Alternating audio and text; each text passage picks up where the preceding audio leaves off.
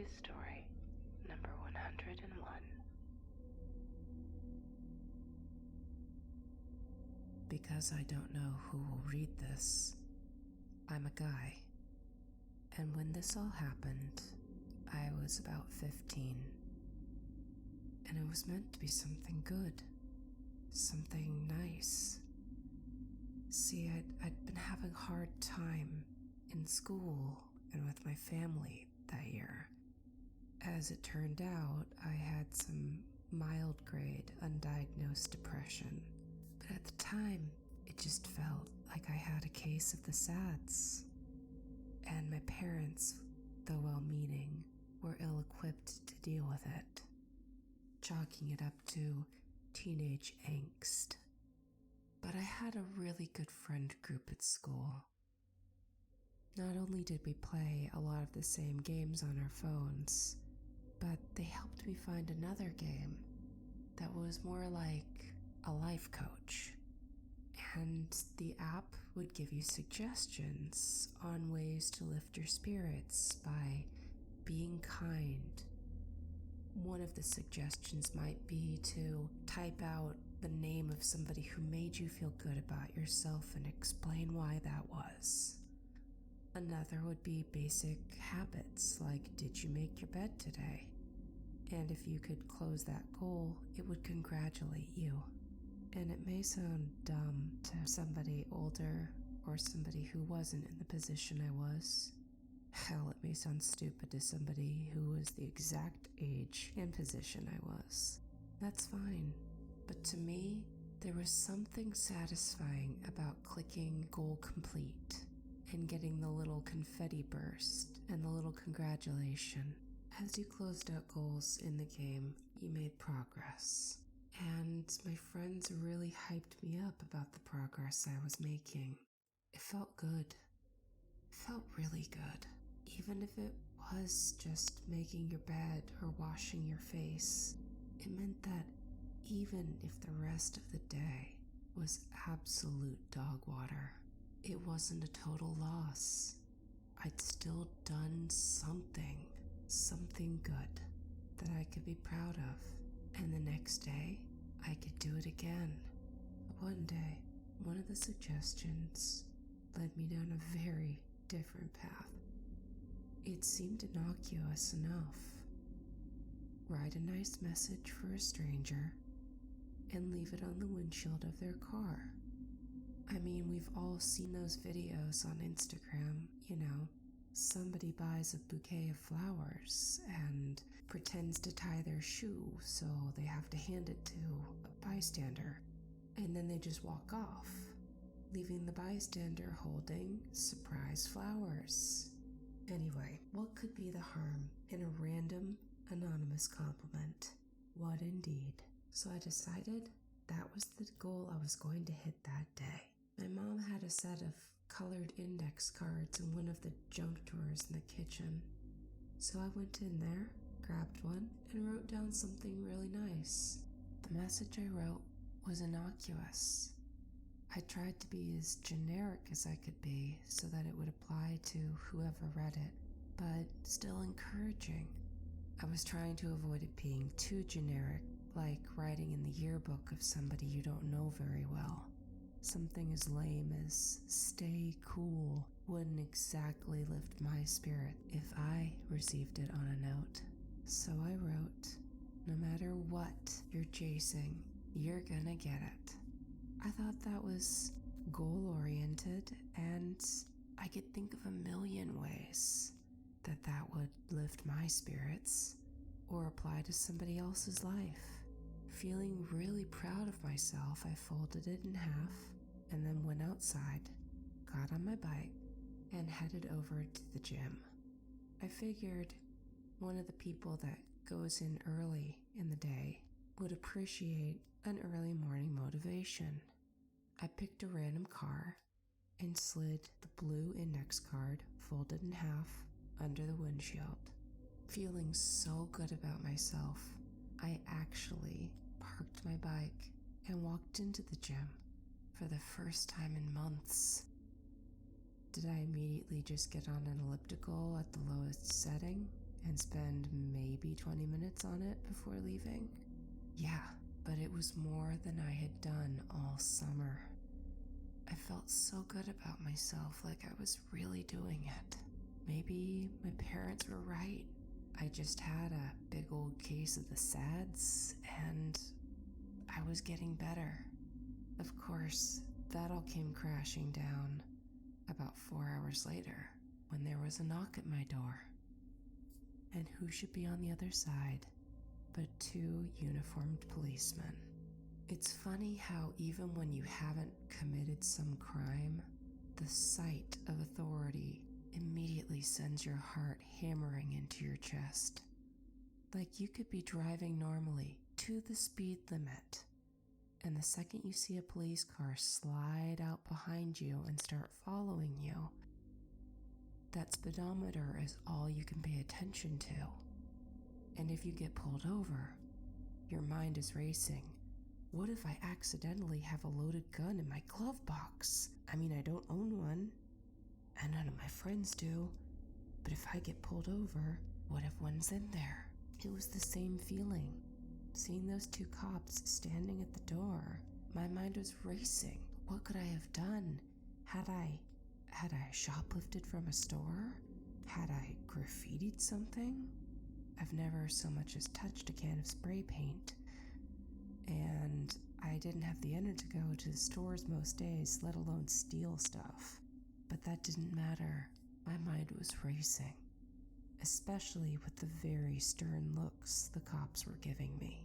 What didn't occur to me until later is that the cops didn't ask, "Are you John Smith?" It was like hearing somebody cover a song that you know really well, but they start on the second verse.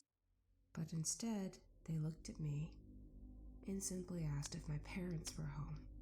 And when I said yes, they asked me to go get them. When I retrieved my parents, that's when they asked what our names were. I was so confused. My parents, of course, invited them in, and we all sat down at the kitchen table to talk it over. As it turned out, there had been a complaint of stalking. My parents never looking back and forth at each other. My mom looking at me and asking, "Bobby, have you been stalked? Why wouldn't you tell us?" And me looking back at them saying, if I was being stalked, I had no idea about it. I think the cops were a little bemused by all of this because they had to quickly clarify the allegation was that I had been stalking somebody. I love my dad, but man, it kind of stung when he started laughing and pointed out that I didn't leave the house often enough to stalk anyone. Thanks, Dad. The cops then produced a couple of still images. They appeared to be taken from a CCTV security camera system, and there, in the blurriest, most pixelated resolution, you could still make out the gym parking lot, specifically a car in the gym parking lot, and me putting a note under the windshield wiper. Even though deep down I knew an anonymous note was not stalking, I felt my face flush and sweat as I stumbled over my words trying to explain to the cops what I'd done and why. I even pulled my phone out and showed them the app, showing them where I'd marked the goal off. They looked unconvinced, but when my father pressed and said, "So you have one image, and we have a plausible story as to why, what else?" the cops were forced to admit that, according to the girl whose car it had been, the stalking had been going on for months. And as the police talked with us, it became very clear that whoever was stalking this girl had to at least have a driver's license and a car. There was no way that during the school year I was making it all the way across town from school and back in 20 minutes to leave something at her door, let alone know where her door was. The cops took down a lot of information and said that they'd follow up with us. They didn't. I couldn't tell you if the girl still goes to the gym. She could have gotten a different car, She could be taking the bus, she could be carpooling, or she could have just cut ties with it. The sad thing is, from what little the cops did share about the complaint, she was being stalked. Somebody was going to this girl's house late at night and leaving packages on her doorstep. Packages with no address labels, no marks of being shipped through any service. And in these packages were pictures, weird pictures, pictures where somebody had taken cutouts from magazines or the internet, poses like a couple having a picnic in a park, only her face had been taped over the woman's face in these stock images. On the back of these images, somebody had pasted a typed description, almost like fan fiction, a daydream or fantasy about how nice it would be to take her on a picnic. I thought to ask my dad about it, just to see if he'd followed up with the cops. He had, and judging from the way he described it, those picnic pictures were not the worst.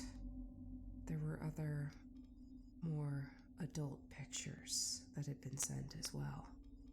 Bad enough that the person knew where she lived, knew where to leave these nasty little packages. It was worse that right around a month before, my app told me what a great idea an anonymous note would be. The stalker had started leaving notes on her car, too. The notes didn't have pictures, just the delusional fantasies that this guy was having about her. To this day, I don't know if the guy was ever caught. I guess I can wait for my dad to ask the police again, but the likelihood of them telling him anything is pretty low. I guess I'm telling you guys this story because, well, having 2 uniformed police officers appear at my door and accuse me of stalking some woman is one of the most terrifying things I've ever had happen. By the grace of God and teenage depression, could I prove a negative, which is nigh impossible? What if I'd been older? What if I lived alone? What if I didn't have an app telling me on that day, hey, go perform this goal? It was nuts. And yet, is that even the scariest part of this story? I mean, for me, the false accusation, definitely. But to know that somewhere out there in my little bubble of a world, some girl, maybe a girl on the treadmill next to me, was being stalked, was having horrific images with serial killer cut and paste arts and crafts left at her doorstep, left under her windshield, letting her know that at home or out in town, this guy knew where she was. I hope they caught him. But if I was their best lead, it's unlikely they did.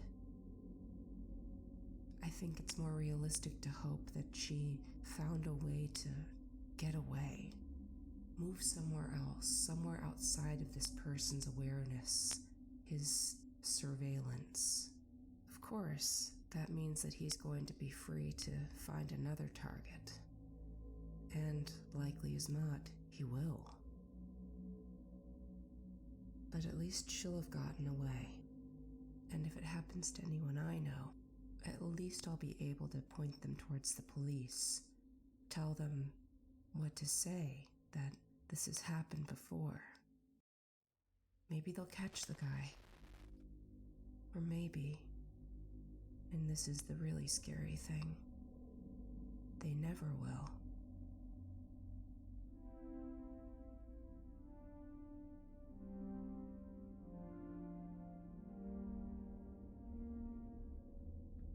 Lucky you. You found another story. My family was doing some landscaping. It was long overdue. I think my mom was really into those home improvement shows at the time, particularly those that focused on curb appeal. She'd finally ranked my father into dropping some serious money. It was pretty worth it. I watched as they took our front and backyards from barren wasteland with the bare minimum of a crew cut of crabgrass into, well, something planned. Rounded, sloping shapes, pops of color with different plants, and my mom's favorite, some new trees. After weeks of research, she picked them out of a catalog and had them shipped. They arrived looking forlorn and knock-kneed, with their roots wrapped in wet burlap, maybe about 10 feet tall, taller than I thought saplings could be transported. I guess they cost a lot too. My dad was taking it very seriously.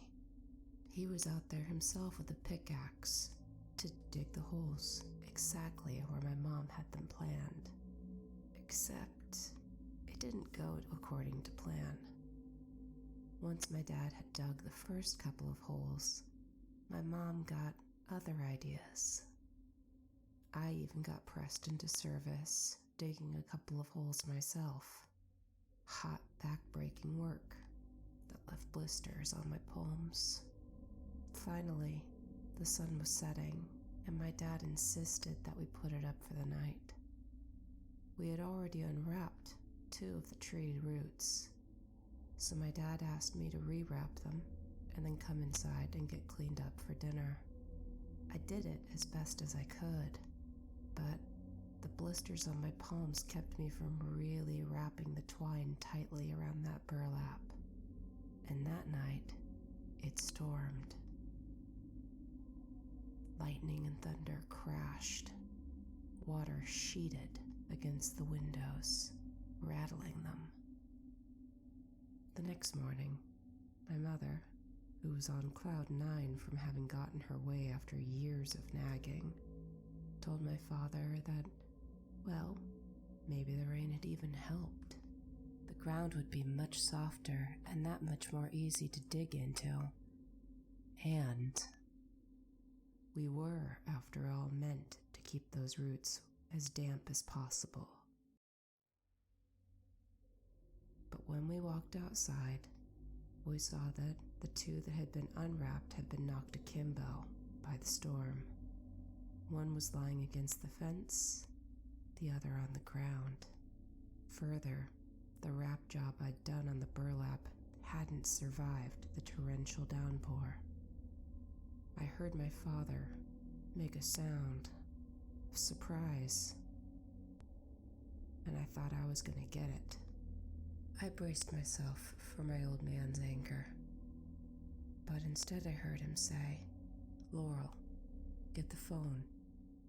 Call the cops." The cops? I walked around to see from his point of view and saw what he saw, what had alarmed him so. For nestled in the now exposed and rinsed roots of the sapling was the unmistakable eggshell-tinted form of a skull. Not an animal skull.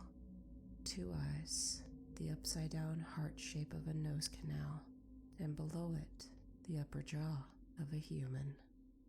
It looked short, and I wondered if it was a child's skull, until I realized why. It had no teeth.